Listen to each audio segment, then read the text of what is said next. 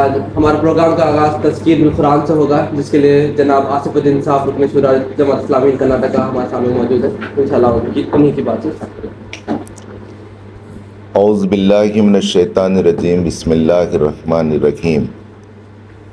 ولا تطع من اغفلنا قلبہ عن ذکرنا واتبع ہواہ وکان امرہ فرطا. صدق اللہ العظیم. برادر عزیز عدی الحسن صاحب صدر حلقہ S I O Karnataka zone, اور برادر عزیز جوہر صاحب سیکریٹری حلقہ، یہاں موجود ایس آئی او کرناٹکا کی ٹیم، سیکریٹریز اور زیڈ اے سی ممبران، السلام علیکم رحمۃ اللہ وبرکاتہ. سب سے پہلے میں اللہ کا شکر بجا لاتا ہوں کہ بہت دنوں کے بعد ایس آئی او کرناٹکا کے کور گروپ سے اور اس کے ذمہ داران سے ملاقات کا مجھے موقع ملا. یہ موقع مجھے آپ کے ذمہ داروں نے فراہم کیا، اس کے لیے میں ان کا شکر گزار بھی ہوں. دوسری چیز، آپ بیدر میں زیڈ اے سی کی میٹنگ رکھے ہیں، اس پر ہمیں آپ کی جیسی خدمت کرنا چاہیے. وہ میں جوہر کاشف صاحب سے بات کیا، وہ موقع ہمیں حاصل نہیں رہا. انشاءاللہ پھر اور موقع نکالیں گے. آپ تھوڑا سا انتظامات اور وغیرہ میں جو بھی کمی رہی ہے، وہ یہ ہماری ایس آئی او کی ٹیم خود اپنے بلبوتے پہ کر لی ہے. جو بھی انہوں نے کیا ہے اچھا ہی کیا ہے، اور انشاءاللہ آئندہ پھر آپ کے لیے کبھی بلایا جائے. میرے پیارے رائے حق کے نوجوان اور ہونہار بھائیوں، آج تذکیر کے لیے میں نے سورہ کہف کی آیت نمبر 28 کا انتخاب کیا ہے. وہ آیت کا ترجمہ یہ ہے کہ وَاصْبِرْ نَفْسَكَ مَعَ الَّذِينَ يَدْعُونَ رَبَّهُمْ، تم ان کے ساتھ ان کی صحبت میں رہو جو دن اور رات اللہ کو یاد کرتے ہیں اور اس کی رضا جوئی کے لیے جدوجہد کرتے ہیں. وَلَا تَعْدُ عَيْنَاكَ تُرِيدُ زِينَةَ الْحَيَاةِ الدُّنْيَا، اور ایسے لوگوں کے ساتھ تم مت رہو جو دنیا اور اس کی زینت کو ترجیح دیتے ہیں. وَلَا تُطِعْ مَنْ أَغْفَلْنَا قَلْبَهُ عَنْ ذِكْرِنَا، اور تم ہرگز ان لوگوں کی بات نہ مانو، ان کے منشا کو پورا نہ کرو اور ان کی اطاعت نہ کرو جن کا قلب اللہ کے ذکر سے غافل ہو چکا ہے. وَاتَّبِعْ هَوَاهُ، جو اپنے خواہش نفس کی اتباع کر رہے. وَكَانَ أَمْرُهُ فُرُطًا، اور ان کا معاملہ اور ان کی زندگی کے احوال افراط اور تفریط کا شکار ہے، امبیلنسڈ ہو چکے. یہ سورہ کہف کی آیت نمبر 28 ہے. اس سے پہلے ایک دو باتیں میں آپ کے سامنے رکھوں گا. ظاہر ہے یہ آپ کی زیڈ اے سی ہے. زیڈ اے سی ایک الیکٹڈ باڈی ہے، اور آپ سب، مجھے یہ جان کر خوشی ہوئی کہ 840 سے زائد ممبران کے نمائندے ہیں، اور یہ نمائندگی آپ نے اپنی خواہش سے نہیں بلکہ یہ پورے ممبران کی خواہش، ان کی رضامندی اور دستور ایس آئی او میں دیے گئے پروسیجر کے مطابق جمہوری طریقے سے شورائیت کے ساتھ آپ منتخب ہوئے ہیں، جس پر میں آپ کو مبارکباد دیتا ہوں. آپ کے جو صدر حلقہ ہیں ان کا انتخاب بھی آپ نے دستور کے مطابق کیا ہے. آج کسی بھی طلبہ تنظیم ہو آپ دیکھیں گے کہ وہ اپنے دستور پر بھی قائم نہیں. میں نام نہیں لینا چاہتا، لیکن بہت سے طلبہ تنظیمیں سالوں ان کے ذمہ دار بدلتے نہیں، وہاں کچھ تبدیلی نہیں آتی جب تک آواز نہ اٹھائی جائے. ہائی کمانڈ جس کو رکھنا چاہے رکھے، جس کو ہٹانا چاہے ہٹے. لیکن الحمدللہ ہم ایک ایسی تنظیم سے وابستہ ہیں جس کا ایک دستور ہے، اور ہم اس دستور کے مطابق تنظیم کو چلا رہے ہیں اور چل رہی ہے، اور اسی پروسیس کے حصے کے طور پر یہ ZAC منتخب ہوئی. تو یہ دوسری بات اس سلسلے کی ہے کہ جب ہم منتخب ہوئے ہیں تو ہمارے 840 سے زائد ممبران کے ذہن میں یہ بات ہے کہ تنظیم اور اس کے اغراض و مقاصد کے حصول کے لیے جو منصوبہ بندی اور پلاننگ اور جو فیصلے لیے جائیں گے، وہ فیصلے ان منتخب لوگوں کے اوپر ہم نے اعتماد کیا، اور اسی فیصلوں کو لینے کے لیے آپ ہر 6 مہینے 4 مہینے سال میں بیٹھتے ہیں. تو مشورہ کس سے لیا جاتا ہے؟ مشورہ لیا جاتا ہے جو مشورہ دینے کے قابل ہوتا ہے، اور کسی خاص معاملے میں مشورہ لیا جا رہا ہے تو وہ اس خاص میدان کا ماہر ہوتا ہے، فیلڈ کا ایکسپرٹ ہوتا ہے. آپ دیکھیں گے دوسری تنظیموں میں لوگ نہ پڑھے لکھے ہوتے ہیں، نہ پروسیجر سے وہ عاملہ بنتی ہے، نہ ایڈوائزری باڈی پروسیجر سے بنتی ہے. نتیجے میں ڈرائیوراں، میکانکاں اور ایسے ویسے لوگ آج مذہبی جماعتوں کو چلا رہے ہیں، جو کہتے ہیں کہ ہم پورے ملک کی مذہبی بڑی جماعتیں ہیں.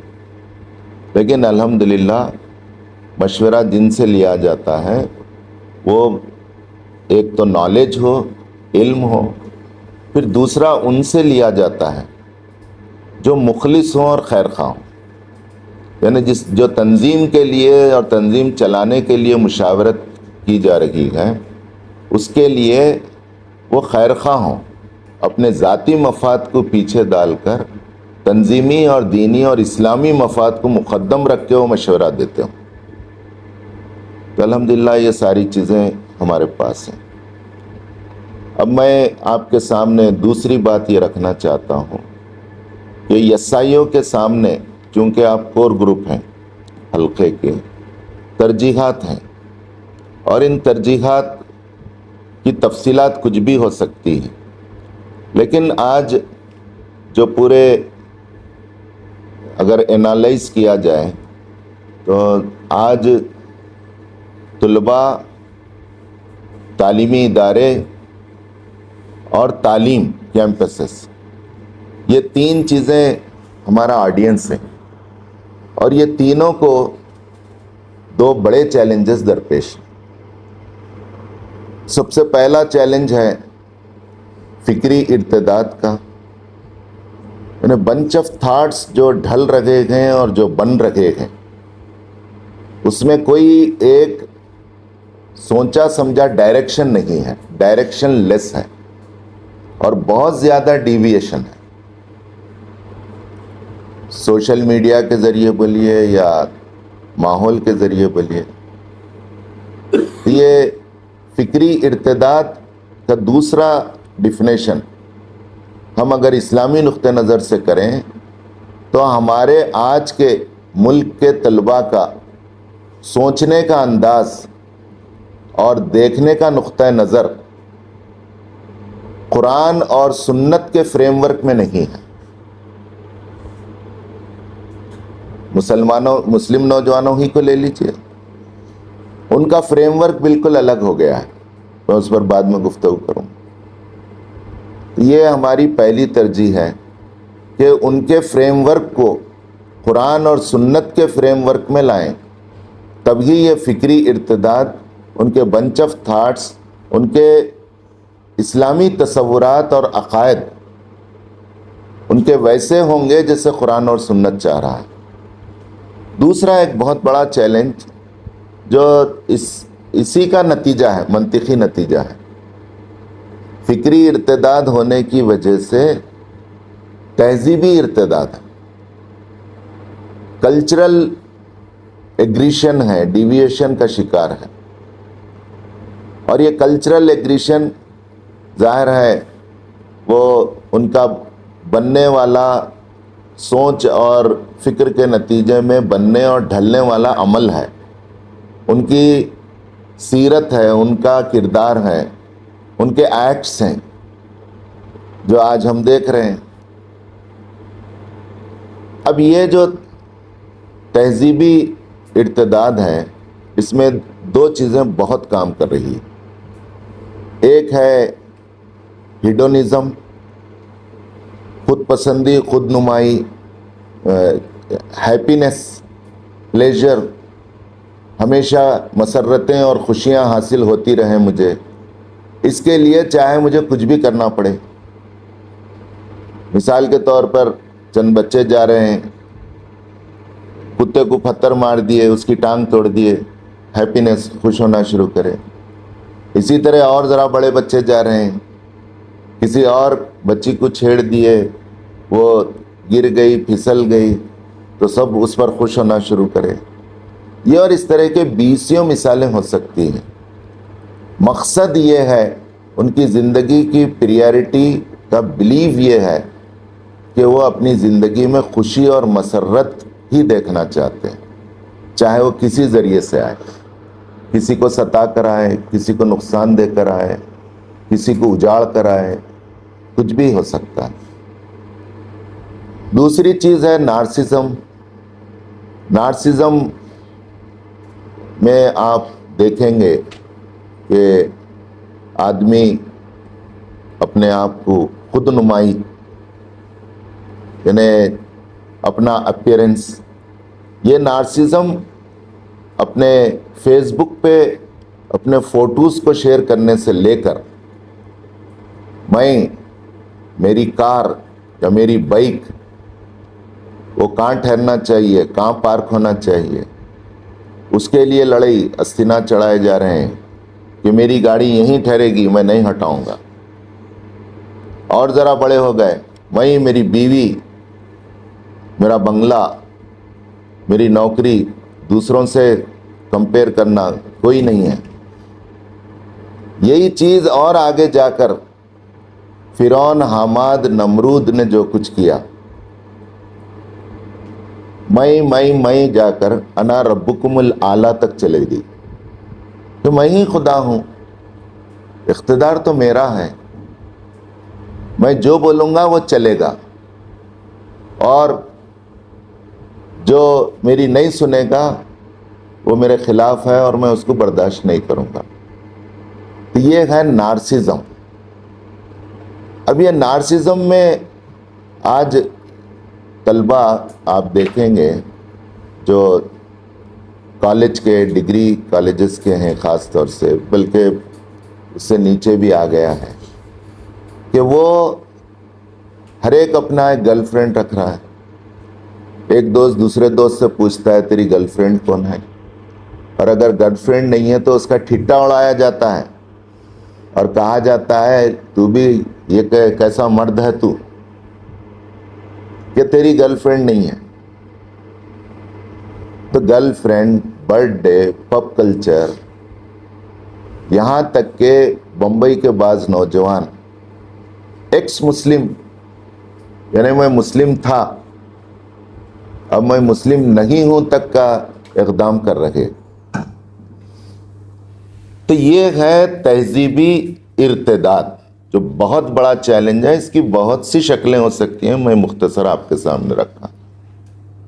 اب یسائیوں کی یہ پریارٹیز ہونی چاہیے کہ فکری ارتداد جو ان دو چیزوں کی بنیاد پر آ رہا ہے، ہیڈونزم اور نارسزم، ہمیں قرآن اور سنت کے فریم ورک میں انہیں سوچنے کے لیے نوجوانوں کو چن چن کر نکالیں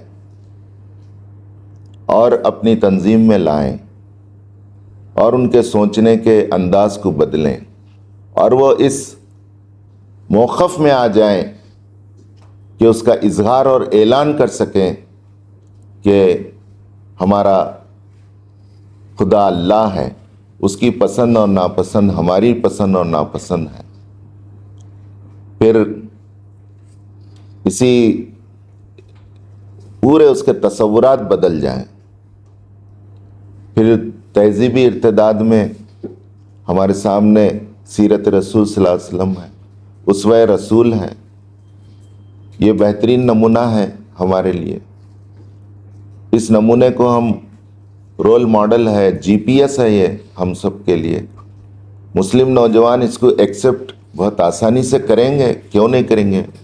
ان کے غیر شعوری طور پہ وہ مسلمان ہیں، ہمیں شعوری طور پر انہیں قرآن اور سنت کے فریم ورک میں لانا، اسوہ حسنہ کو رول ماڈل بنانا، اور ان کو بنانے کے لیے ہم ان کے سامنے اپنے پیغام کو رکھنا۔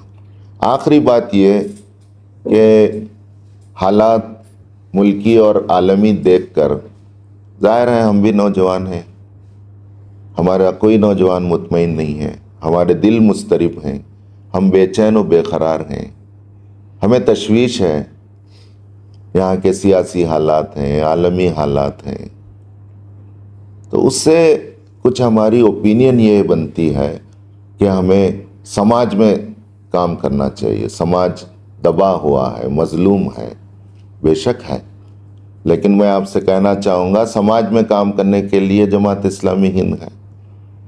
پھر ذہن جاتا ہے کہ ہمیں سیاست میں کام کرنا چاہیے، تو میں کہوں گا سیاست میں کام کرنے کے لیے جماعت اسلامی اور اس کی سیاسی ونگ ہے۔ تو ہمیں پھر ذہن جاتا ہے ہمیں نوجوانوں میں کام کرنا چاہیے، بہت بگاڑ آ رہا ہے۔ بات تو صحیح ہے، اس کے لیے سالیڈیرٹی یوتھ موومنٹ ہے۔ تو میں یہ کہنا چاہ رہا ہوں کہ ہم ان حالات سے ہم متاثر نہ ہوں، اس کے لیے دوسری تنظیمیں، ہماری مدر آرگنائزیشن، پیرنٹ آرگنائزیشن کام کر رہی ہیں۔ ہمیں یسائیوں کو جس مقصد کے لیے بنایا گیا ہے وہ ہے اسٹوڈنٹس، کیمپسز اور ایجوکیشن سسٹم۔ اس کو آپ کہاں تک متاثر کر رہے؟ یہاں دیکھیے اس میں اتنی ضرورت ہے، میں تو خالی اسٹوڈنٹ کی بات رکھا اور اس سے زیادہ یہاں وقت بھی نہیں ہے۔ کیمپسز کی کیا حالت ہے؟ کیا آج یونیورسٹیز اور کالجز میں نفرتیں نہیں بڑھ رہی ہیں؟ فرقہ پرستی نہیں بڑھ رہی ہے؟ کس طرح کی مثالیں آئے دن ہمیں سوشل میڈیا کے ذریعے سے کیسے لوگوں کو کاٹا جا رہا ہے اور ایک دوسرے سے دور کیا جا رہا ہے۔ یہ بہت بڑا چیلنج ہے جو ماحول کو خراب کر رہا ہے۔ تو ہم فوکسڈ ہو کر ہم طلباء، تعلیمی ادارے اور تعلیم پر ہم کام کریں۔ تعلیم بھی ایک بڑا موضوع ہے، یہاں موقع نہیں ہے۔